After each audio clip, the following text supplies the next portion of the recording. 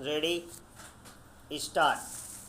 The appellant claimant has preferred this appeal against the judgment and order dated 20th July 2010, passed by the Division Bench of the High Court of Madras, partly allowing the appeal preferred by the respondent Union of India under Section 39 of the Arbitration Act, 1940 and interfering with the order dated 19th January 2009 passed by the learned single judge in original petition number 663 of 1999, a petition filed by the respondent Union of India under sections 30 and 33 of the 1940 Act against the arbitral award dated 24th June 1999, stop para. YD judgment dated 19th January 2009, the learned single judge had dismissed the said petition filed by the respondent Union of India and had upheld the award, stop. The division bench of the High Court has, however, set aside the amount awarded by the learned sole arbitrator in favor of the appellant herein towards idle hire charges and value of the tools and machineries, stop para. Further, the findings returned in the award relating to extension of time and illegal termination of the contract by the respondent Union of India in favor of the appellant claimant were also set aside, stop. On the remaining issues, the order of the learned single judge was duly confirmed and the decree upheld, stop para. As per the contract, the work was to be completed within a period of 21 months from the date of the commencement, ending on 23rd August 1990, stop. It is the stand of the respondent Union of India that the site was handed over to the appellant claimant on 24th November 1988 and reckoned from the said date, the date of completion of the contract would have expired on 23rd August 1990, stop. On the contrary, the appellant's stand is that it could commence the work only on 1st January 1989 since the site was heavily waterlogged due to the rainy season, stop para.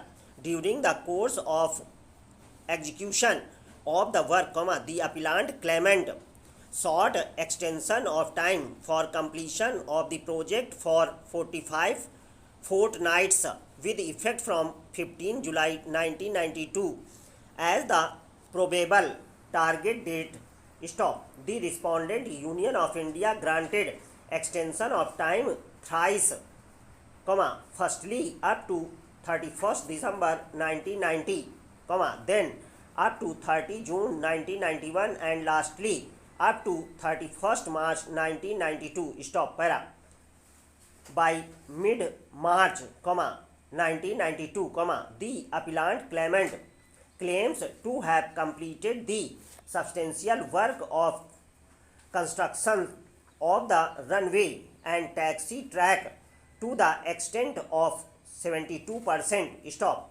Since the respondent Union of India proposed to have the runway inaugurated by the then President of India on 11th March 1992, the appellant claimant had to hand back the site on 9th March 1992, whereafter, for security reason, the station became a restricted area, stop para. As a result, the appellant claimant had to request the respondent Union of India to issue passes for its staff, operators and laborers to complete the balance work, stop. But no entry passes were issued, stop. Instead, YD later dated 2nd April 1992, the contract was terminated with immediate effect by the chief engineer, who declined to extend the time any further for completion of the work, which was otherwise to expire on 31st March 1992. Stop para. Aggrieved by the aforesaid termination order, the appellant claimant invoked the arbitration clause in the contract executed by the parties, and a sole arbitrator was appointed to adjudicate the dispute between them. Stop. Several claims were raised by the appellant claimant before the learned sole arbitrator. Stop. The respondent Union of India also raised counter claims. Stop para. Aggrieved by the award dated 24th June 1999, the respondent Union of India moved a petition under section 30 read with section 33 of the 1940 Act, which was dismissed by the learned single judge Y.D. Order dated 19th January 2009, and a decree was passed in terms of the award holding that the appellant claimant herein would be entitled to interest at the rate of 12% per annum on the principal amount from the date of the decree, that is 19th January 2009, till the date of payment. Stop para. The judgment dated 19th January 2009 was challenged in an intra-court appeal filed by the respondent Union of India. Stop. By the impugned judgment, the division bench has set aside the amount awarded in favor of the appellant claimant towards idle hire charges and the value of the tools and machineries. Stop. Further, the findings returned in the award in respect of the extension of time and illegal termination of the contract on the part of the respondent Union of India, were also set aside. Stop. Hence, the present appeal. Stop para. Miss Meenakshi Arora, learned senior advocate appearing for the appellant claimant, assailed the impugned judgment and submitted that it was for cogent reasons that the learned sole arbitrator had ruled in favor of the appellant claimant in respect of the claim relating to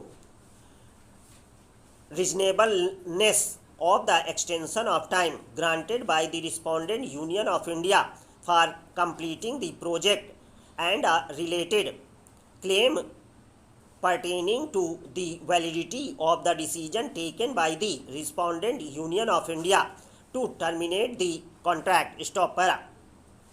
The claim of the appellant claimant in respect of idle hire charges and the value of the machinery and its equipment lying at the site was also awarded in its favor for justified reasons and has been erroneously turned down by the division bench. Stop. It was canvassed that the appellant court has erred in re-appreciating the evidence led by the parties, which was duly scrutinized and evaluated by the learned sole arbitrator and upheld by the learned single judge. Stop para. Learned senior counsel contended that the scope of interference by courts in arbitral award made under the old act, which, the Arbitration Act 1940, is fairly limited. Stop. Courts do not sit in appeal over an award passed by the learned arbitrator, nor do courts interfere with the award only on the ground that the arbitrator has taken a possible view, though a different view could have been taken on the very same evidence. Stop para. Stating that the present case is not one where the award suffers from any patent perversity or an error of law, nor has the learned sole arbitrator misconducted himself on the proceedings, learned senior counsel submitted that the appellant court has exceeded its jurisdiction by substituting its own opinion in place of the conclusions arrived at by the learned sole arbitrator.